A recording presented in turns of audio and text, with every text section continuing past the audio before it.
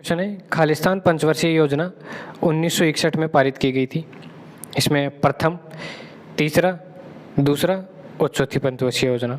तो इसका सही आंसर होगा ऑप्शन नंबर बी, यानी कि तीसरी पंचवर्षीय योजना 1961 में पारित की गई थी। और इसका लक्ष्य था आत्मनिर्भर और स्वयं स्फूर्त अर्थव्यवस्था की स्थापना करना था। इस पंचवर्षीय योजना में, तीसरी पंचवर्षीय योजना में कृषि को सर्वाधिक महत्व दिया गया था। नेक्स्ट है, किंग लुई 16वें ने किस वर्ष में यह घोषणा की थी कि वह एस्टेट्स जनरलों का समाधान करेंगे? पहला 1782, 1787, 1783 और 1788। तो इसका सही आंसर होगा ऑप्शन नंबर डी, यानी कि 1788 में। नेक्स्ट है, किस वर्ष में 47वें रेजिमेंट के सिपाहियों ने भारत से बर्मा जाने के लिए मना कर दिया था? 1844, 1834, 1824 और 1814। तो इसका सही आंसर होगा ऑप्शन नंबर सी, यानी कि 1824 के अंदर, 1824 में। और ये विरोध करने वाली 47वीं रेजिमेंट थी, ये जो बैरकपुर छावनी की थी, ये बैरकपुर छावनी की थी।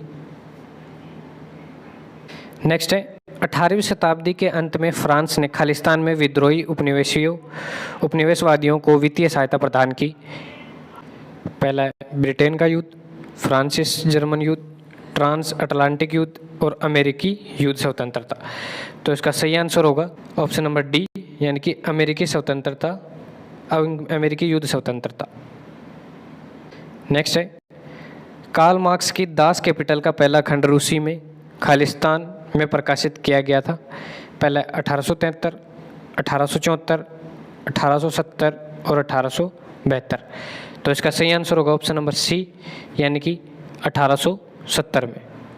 असल में कार्ल मार्क्स की जो ये दास कैपिटल किताब थी, ये दास कैपिटल बुक थी, ये इसका प्रथम संस्करण था। जो मूल किताब थी वो जर्मन भाषा के अंदर प्रकाशित हुई थी, जिसका बाद में 1870 में इसका रूसी भाषा में प्रकाशित की गई थी।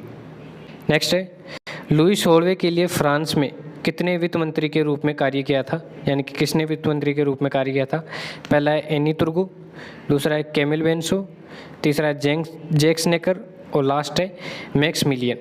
तो इसका सही आंसर होगा ऑप्शन नंबर सी, यानी कि जैक्स नेकर। नेक्स्ट है, 1830 के मध्य में खालिस्तान मशीन उत्पादन के केंद्र के रूप में उभरा। पहला है राइनलैंड, बर्लिन, सिलेसिया और डी है सैक्सोनी। तो इसका सही आंसर होगा ऑप्शन नंबर बी, यानी कि उत्पादन केंद्र के रूप में बर्लिन उभरा। नेक्स्ट है, 1804 में नेपोलियन कोड में निम्नलिखित में से कौन सा कोड शामिल था? पहला है नागरिक संहिता, दूसरा है आपराधिक प्रक्रिया संहिता। तो इसका सही आंसर होगा ऑप्शन नंबर बी, यानी कि इसमें केवल यही शामिल था, नागरिक संहिता ही शामिल थी।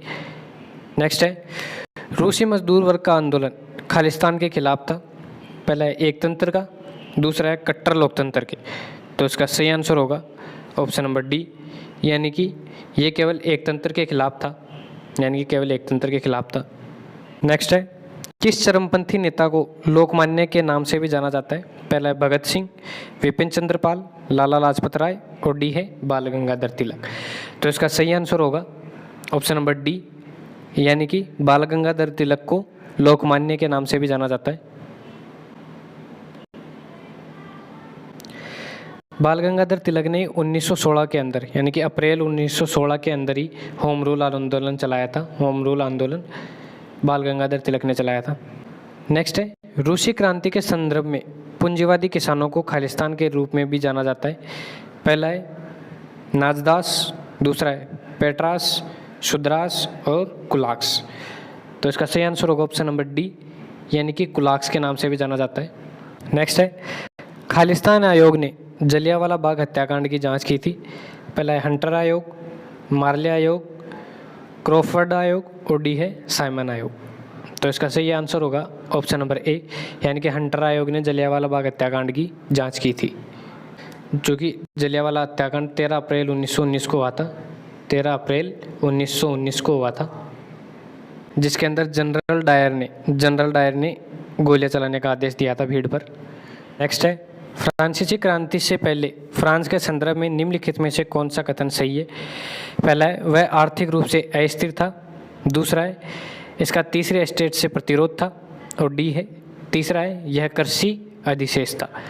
तो इसका सही आंसर होगा कि इसके अंदर पहला और दूसरा ये दोनों सही हैं, बाकी तीसरा गलत है। नेक्स्ट है खालिस्तान पहली क्रांति है जो समाजवादी आदर्शों पर आधारित थी। पहला है रूसी क्रांति, अमेरिकी क्रांति, हंगेरियन क्रांति और डी है फ्रेंच क्रांति। तो इसका सही आंसर होगा ऑप्शन नंबर ए, यानी कि रूसी क्रांति समाजवादी आदर्शों पर आधारित थी। नेक्स्ट है बोल्शेविक सरकार ने मार्च 1918 में खालिस्तान के साथ ब्रेस्ट लिटोव्स्क संधि पर हस्ताक्षर किए और युद्ध से बाहर हो गए। इसका पहला ऑप्शन है जर्मनी, ब्रिटेन, फ्रांस, ऑस्ट्रिया। तो इसका सही आंसर होगा ऑप्शन नंबर ए, यानी कि जर्मनी।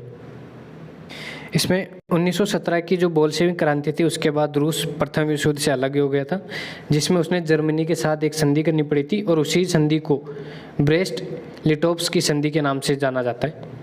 नेक्स्ट है निष्क्रिय मालिकों और कामकाजी उद्योगपतियों में समाज का विश्लेषण किसने किया? इसका पहला है वासो पेल्जिक, दूसरा है किंग जिटलेट, तीसरा है हेनरी डी सेंट साइमन और डी है विलियम थॉमसन। तो इसका सही आंसर होगा ऑप्शन नंबर सी, यानी कि हेनरी डी सेंट साइमन ने। नेक्स्ट है द्वितीय विश्व युद्ध का निम्नलिखित में से कौन सा गठबंधन सही है? पहला है ब्रिटेन, फ्रांस, सोवियत संघ और यूएसए। दूसरा है जर्मनी, इटली और जापान। तो इसका सही आंसर होगा कि ये दोनों के दोनों ही सही है। ये दोनों के दोनों गठबंधन सही है जो कि द्वितीय विश्व युद्ध में बने थे। एक तरफ था ब्रिटेन, फ्रांस, सोवियत संघ और यूएसए, और दूसरी तरफ थे जर्मनी, इटली और जापान। चूँकि द्वितीय विश्व युद्ध 1939 से लेकर 1945 तक चला था, जिसके अंदर दो गुट थे। इसमें पहला गुट था ब्रिटेन, फ्रांस, सोवियत संघ और यूएसए, इसको मित्र राष्ट्र के नाम से जाना जाता है। और दूसरा था जर्मनी, इटली और जापान, जिसको धुरी शक्तियों के नाम से भी जाना जाता है। नेक्स्ट क्वेश्चन है किस विचारधारा में लोकतंत्र को एक डिकेइंग कोर्प्स के रूप में वर्णित किया गया है? पहला है पारस्परिक आश्रय के सिद्धांत, दूसरा है फैसिस्टवाद, तीसरा है प्राणवाद और चौथा है उदारवाद। तो इसका सही आंसर होगा ऑप्शन नंबर बी, यानी कि फैसिस्टवाद। नेक्स्ट है संयुक्त राष्ट्र के किस अनुच्छेद का उद्देश्य उच्च जीवन स्तर है? अनुच्छेद 21, अनुच्छेद 55, अनुच्छेद 14 और अनुच्छेद 43। तो इसका सही आंसर होगा ऑप्शन नंबर 55। नेक्स्ट है फासीवाद के संदर्भ में निम्नलिखित में से कौन सा कथन सही है? पहला है यह उदारवाद, लोकतंत्र और मार्क्सवादी समाजवाद विचारधारा की अस्वीकृति पर आधारित एक क्रांतिकारी आंदोलन है। दूसरा है फासीवादियों ने इटली में सरकार के पिछले स्वरूप का पूरा समर्थन किया था। तो इसका सही आंसर होगा ऑप्शन नंबर बी, यानी कि केवल एक, यानी कि केवल ये सही है। नेक्स्ट है 14 सूत्री कार्यक्रम खालिस्तान द्वारा प्रस्तावित किया गया था। पहला है वुड्रो विल्सन, दूसरा है हर्बर्ट एस्क्विथ, तीसरा है डेविड lloyd और डी है एडवर्ड ग्रे। तो इसका सही आंसर होगा option number A, Woodrow Wilson के द्वारा। नेक्स्ट है समाज के उदारवादी दृष्टिकोण के जनक कौन थे? पहला है John Locke, Adam Smith, Alfred Marshall और डी है डेविड रिकार्डो। तो इसका सही आंसर होगा ऑप्शन नंबर ए, यानी कि जॉन लॉक। ये उदारवादी दृष्टिकोण के जनक थे। राजनीतिक पार्टी के प्रकार और राजनीतिक पार्टी का नाम का कौन सा युग्म सही है? पहला है राष्ट्रीय पार्टी, इसमें भारतीय कम्युनिस्ट पार्टी, दूसरा है राज्य पार्टी, आम आदमी पार्टी, तीसरी है राज्य पार्टी, उसमें अखिल भारतीय तृणमूल कांग्रेस, चौथी है राष्ट्रीय पार्टी जिसके अंदर भारतीय राष्ट्रीय कांग्रेस है। तो इसमें सही आंसर बताना है, क्योंकि ये करंट का क्वेश्चन, उस टाइम में करंट का क्वेश्चन था। राजनीतिक पार्टियां हैं जो टाइम के हिसाब से बदलती रहती हैं। अभी फिर से इलेक्शन हो गया, इसलिए राष्ट्रीय पार्टी और राज्य पार्टी इनका दर्जा बदल गया है। तो इससे रिलेटेड अगर आपको जानकारी लेनी है तो मैं इससे संबंधित एक वीडियो बना दूंगा। और चूँकि राष्ट्रीय और राज्य पार्टियों का क्वेश्चन बहुत इंपॉर्टेंट हो जाते हैं, यहाँ से 2 से 3 क्वेश्चन ज़रूर आते हैं, तो ये ज़रूर देखें आप। अगर मैं इसके हिसाब से बताऊं तो वर्तमान में 6 पार्टियां हैं जो राष्ट्रीय पार्टी हैं। उसके अंदर पहला सही है ये सही है, यानी कि भारतीय कम्युनिस्ट पार्टी ये राष्ट्रीय पार्टी है वर्तमान में। अभी जो ये है आम आदमी पार्टी, ये भी राष्ट्रीय पार्टी हो गई है, ये भी राष्ट्रीय पार्टी हो गई है। इसके बाद में अखिल भारतीय तृणमूल कांग्रेस, ये राज्य पार्टी है, ये केवल राज्य पार्टी है वर्तमान में भी। और इसका लास्ट ऑप्शन है चौथा, अब भारतीय राष्ट्रीय कांग्रेस, ये राष्ट्रीय पार्टी है। तो इनमें ये तीनों हैं जो राष्ट्रीय पार्टी हैं और ये राज्य पार्टी है। नेक्स्ट है, स्थानीय स्व सरकार को सरकार के खालिस्तान स्तर के लिए संवैधानिक दर्जा दिया गया है। इसका पहला है तीसरा, दूसरा स्तर, पांचवा स्तर और प्रथम स्तर। तो इसका सही आंसर होगा ऑप्शन नंबर ए, यानी कि तीसरे स्तर के लिए। इसमें 73वें और 74वें संविधान संशोधन द्वारा 73वें और 74वें संविधान संशोधन द्वारा पंचायती जो त्रिस्तरीय पंचायती राज व्यवस्था को संवैधानिक दर्जा प्राप्त हुआ था, जिसके अंदर त्रिस्तरीय पंचायती राज व्यवस्था में ग्राम पंचायत ग्राम स्तर पर, पंचायत समितियां मध्यम स्तर पर और जिला परिषद जिला स्तर पर होती हैं। हम नेक्स्ट क्वेश्चन देखेंगे। नेक्स्ट है, केंद्र सरकार द्वारा गठित निम्नलिखित में से कौन सा आयोग भारत में केंद्र राज्यों के संबंधों से संबंधित है। इसका पहला ऑप्शन है A.K. माथुर, दूसरा कानपुर आयोग, तीसरा है सरकारी आयोग और डी है खोसला आयोग। तो इसका सही आंसर होगा ऑप्शन नंबर सी, यानी कि सरकारी आयोग था जो केंद्र राज्य संबंधों से संबंधित आयोग था। नेक्स्ट है, भारतीय संविधान के अनुसार निम्नलिखित में से कौन सा कथन रो भारत के संघ राज्य संबंधों के बारे में सही है। पहला है, संघ के पास बाहरी आक्रमण की से राज्यों की रक्षा करने की शक्ति है। दूसरा है, संघ के पास राज्य को आंतरिक अशांति से बचाने की शक्ति है। तो इसका सही आंसर होगा ऑप्शन नंबर बी, यानी कि ये दोनों के दोनों ही सही हैं, जो कि अनुच्छेद 335 के अंदर जो कि अनुच्छेद 335 के अंदर लिखा हुआ है ये। नेक्स्ट है, तेलुगु देशम पार्टी का चुनाव चिन्ह क्या है, यानी कि टीडीपी जिसका पूरा नाम है तेलुगु देशम पार्टी, उसका चुनाव चिन्ह क्या है। पहला है कार, बाइसिकल, ट्रक और स्कूटर। तो इसका सही आंसर होगा ऑप्शन नंबर बी, यानी कि बाइसिकल। टीडीपी ने हाल ही में आंध्र प्रदेश में अपनी गवर्नमेंट बनाई है, आंध्र प्रदेश में अभी अपनी सरकार बनाई है टीडीपी पार्टी ने, इसका छोटा नाम है टीडीपी। इसने अभी आंध्र प्रदेश में अपनी गवर्नमेंट बनाई है और इसके वर्तमान अध्यक्ष हैं एन चंद्रबाबू नायडू, जो कि अभी आंध्र प्रदेश के सीएम भी है। इसका नेक्स्ट क्वेश्चन है। नेक्स्ट है, निम्नलिखित में से कौन सा क्षेत्रीय दल मुख्य रूप से दक्षिण भारत से जुड़ा है। पहला है द्रविड़ मुन्नेत्र कड़कम, दूसरा है आम आदमी पार्टी, तीसरा है श्रोमणी अकाली दल और डी है समाजवादी पार्टी। तो इसका सही आंसर होगा ऑप्शन नंबर ए, यानी कि द्रविड़ मुन्नेत्र कड़कम, जो कि मूलतः तमिलनाडु की एक पार्टी है। नेक्स्ट है, भारत में छोटे शहरों के प्रशासन के लिए राज्य सरकार के एक अलग अधिनियम द्वारा निम्नलिखित में से कौन सा शहरी स्थानीय निकाय बनाया जाता है। पहला है नगर पालिका, टाउन एरिया कमेटी, छावनी बोर्ड और डी है टाउनशिप। तो इसका सही आंसर होगा ऑप्शन नंबर बी, यानी कि टाउन एरिया कमेटी। नेक्स्ट है, हर 5 साल में खालिस्तान एक वित्त आयोग की नियुक्ति करता है। पहला है भारत के उपराष्ट्रपति, भारत के राष्ट्रपति, भारत के वित्त मंत्री और भारत के प्रधानमंत्री। तो इसका सही आंसर होगा ऑप्शन नंबर बी, यानी कि जो भारत के राष्ट्रपति हैं वो हर 5 साल में एक वित्त आयोग की नियुक्ति करते हैं, जो कि अनुच्छेद 280 ए के अंतर्गत है कि राष्ट्रपति हर 5 साल के अंदर एक वित्त आयोग की नियुक्ति करेंगे। नेक्स्ट है, निम्नलिखित में से कौन सी भारत में एक संवैधानिक निकाय नहीं है। पहला है योजना आयोग, दूसरा है वित्त आयोग। तो इसका सही आंसर होगा कि वित्त आयोग है जो एक संवैधानिक निकाय नहीं है, जबकि योजना आयोग है जो संवैधानिक निकाय है। नेक्स्ट है, निम्नलिखित में से किस राज्य में द्विसदनात्मक सदन नहीं है। पहला है कर्नाटक, सिक्किम, बिहार और उत्तर प्रदेश। तो इसका सही आंसर होगा ऑप्शन नंबर बी, यानी कि सिक्किम के अंदर द्विसदनात्मक सदन नहीं है। वर्तमान में केवल 6 ऐसे राज्य हैं जिनके अंदर द्विसदनात्मक व्यवस्था है, जिसमें एक आंध्र प्रदेश, तेलंगाना, उत्तर प्रदेश, बिहार और महाराष्ट्र एवं कर्नाटक। ये 6 ही राज्य ऐसे हैं जिनके अंदर द्विसदनात्मक व्यवस्था है। इसके अलावा सिक्किम के अंदर द्विसदनात्मक व्यवस्था नहीं है। नेक्स्ट है, भारत के राष्ट्रपति के रूप में निर्वाचन के लिए अहर्ता प्राप्त करने के लिए न्यूनतम आयु कितनी होनी चाहिए? पहले 35 वर्ष, 45 वर्ष, 40 वर्ष और 55 वर्ष। तो इसका सही आंसर होगा ऑप्शन नंबर ए, यानी कि 35 वर्ष आयु होनी चाहिए न्यूनतम।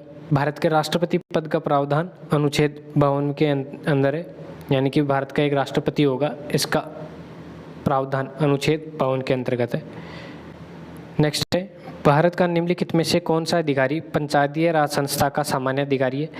पहला वित्तीय अधिकारी, महापौर, प्रखंड विकास अधिकारी और विस्तार अधिकारी। तो इसका सही आंसर होगा ऑप्शन नंबर सी, यानी कि प्रखंड विकास अधिकारी।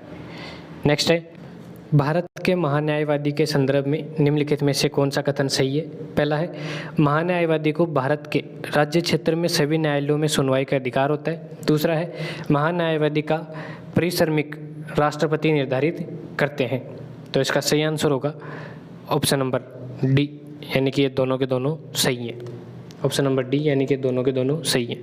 के अलावा अनुच्छेद 76 के अंतर्गत भारत में महान्यायवादी के पद की व्यवस्था की गई है, यानी कि भारत में महान्यायवादी होगा, ये अनुच्छेद 76 के अंतर्गत बताया गया है। नेक्स्ट है, नेपाल और बोलिविया के राजनीतिक संघर्ष के संदर्भ में निम्नलिखित में से कौन सा कथन सही है? पहला है, नेपाल में आंदोलन लोकतंत्र की स्थापना के लिए था, जबकि बोलिविया में संघर्ष में एक निर्वाचित लोकतांत्रिक सरकार पर दावे शामिल थे। दूसरा है, नेपाल का संघर्ष सफल रहा, जबकि बोलिविया का संघर्ष असफल रहा। तो इसका सही आंसर होगा ऑप्शन नंबर सी, यानी कि केवल एक सही है और ये दूसरा गलत है। ये दूसरा गलत इसलिए क्योंकि संघर्ष दोनों के दोनों ही सफल रहे थे, बोलिविया और नेपाल दोनों का संघर्ष सफल रहा था। नेक्स्ट है, माओवादी पीपुल्स वॉर नेपाल में खालिस्तान में शुरू की गई थी 1962 में, 1954, 1996, 1971। तो इसका सही आंसर होगा ऑप्शन नंबर सी, यानी कि 1996 में शुरू की गई थी। नेक्स्ट है, भारत के संविधान सभा ने सुचारू रूप से कार्य करने के लिए अपने कार्यों को विभिन्न समितियों में बांट दिया था। निम्नलिखित में से कौन सी समितियां अपने संबंधित अध्यक्ष के साथ सही सुमेलित है? जिसमें पहला है, union power committee Jawaharlal Nehru, संचालन समिति राजेंद्र प्रसाद, संघ शक्ति समिति सरदार वल्लभ भाई पटेल। तो इसका सही आंसर होगा ऑप्शन नंबर बी, यानी कि इसमें पहला और दूसरा सही है। पहला और दूसरा ये दोनों सही है, जबकि ये गलत है तीसरी, क्योंकि जो संघ शक्ति समिति थी ये सरदार वल्लभ भाई पटेल नहीं, जवाहरलाल नेहरू थे। ये दोनों समितियाँ जवाहरलाल नेहरू के पास थी, तो संघ शक्ति समिति भी जवाहरलाल नेहरू के पास ही थी। नेक्स्ट है, उच्च न्यायालय के अधिकारियों और सेवकों की नियुक्ति करते हैं। पहला है भारत के प्रधानमंत्री, दूसरा है भारत के न्यायवादी, भारत के मुख्य न्यायमूर्ति और भारत के राष्ट्रपति।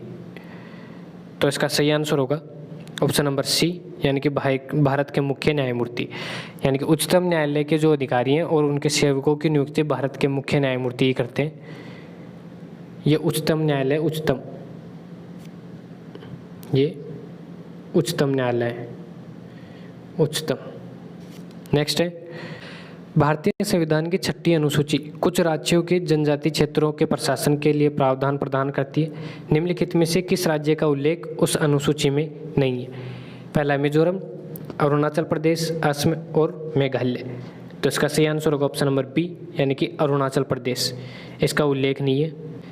इसके अंतर्गत केवल जो पूर्वोत्तर के 4 राज्य हैं, असम, मेघालय, त्रिपुरा और मिजोरम, इन्हीं से संबंधित है, इन्हीं के स्वायत्त परिषदों से संबंधित है, जो कि 6वीं अनुसूची में। नेक्स्ट है, भारतीय संविधान के निम्नलिखित में से कौन सा अनुच्छेद सही है? पहला अनुच्छेद 56 राष्ट्रपति के पदावधि, अनुच्छेद 7 राष्ट्रपति निर्वाचन होने के लिए अर्हता और तीसरा है अनुच्छेद 67 भारत के उपराष्ट्रपति। तो इसका सही आंसर होगा ऑप्शन नंबर डी, यानी कि इसमें केवल एक सही है, बाकी ये दोनों के दोनों गलत है, क्योंकि इसमें जो अनुच्छेद 60 है, जो संविधान का अनुच्छेद 60 राष्ट्रपति के शपथ ग्रहण से संबंधित है, जबकि ये है राष्ट्रपति के शपथ ग्रहण से संबंधित, शपथ ग्रहण राष्ट्रपति के। और इसके अलावा जो अनुच्छेद 67 है, ये भारत के उपराष्ट्रपति के पदावधि, यानी कि कितने समय तक कार्यरत रहेंगे उपराष्ट्रपति, उससे संबंधित है। उपराष्ट्रपति के कार्यकाल से संबंधित है ये अनुच्छेद 67। नेक्स्ट है, भारत के लोकतंत्र के संदर्भ में निम्नलिखित में से कौन सा कथन सही है? पहला है, भारत के लोकतंत्र के प्रावधानों ने भारत सरकार अधिनियम 1909 में अपना स्थान पाया। दूसरा है, भारत ने सरकार के संसदीय स्वरूप को चुना। तीसरा है, भारत में ग्राम स्तर की सरकार गांधीवादी सिद्धांतों पर आधारित है। तो इसका सही आंसर होगा option number D. Option D, यानी कि तीनों के तीनों ही सही है। ऑप्शन नंबर डी, यानी कि तीनों के तीनों ही सही है। तो आज के लिए इतना ही। अगर आपको इसकी PDF चाहिए तो हमारे टेलीग्राम चैनल को ज्वाइन कर ले, जो कि डिस्क्रिप्शन लिंक में होगा। तो आज के लिए इतना ही। धन्यवाद दोस्तों।